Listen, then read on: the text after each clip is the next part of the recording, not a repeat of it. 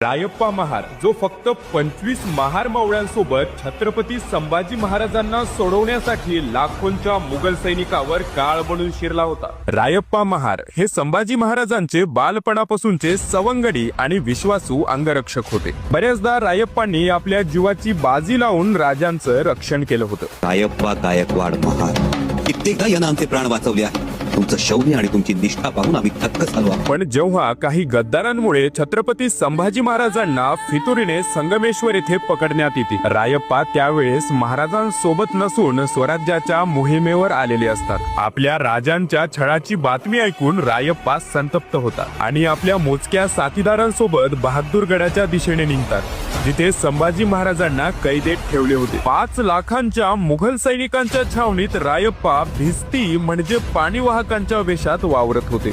एके दुपारी छावणीत गोंधळ सुटला आणि मराठा संभा असा शब्द त्यांच्या कानावर पडला आणि त्यांनी पाहिलं की संभाजी महाराजांना काटेरी साखळदंडात अडकवून त्यांची धिंड काढली जात आहे। हे बघून रायप्पा महाराजांचं रक्त खवळलं आणि ते एकटे शत्रूच्या सैनिकावर तुटून पडले। त्यांच्या तलवारीच्या एका फटक्यात 3 मुघल सैनिक कोसळत होती, परंतु मुघल सैनिक लाखोंमध्ये होतं। रायप्पांचे शरीर रक्ताने माखले होते, घावावर घाव बसत होते, पण शेवटच्या क्षणापर्यंत शंभूराजांचा जयघोष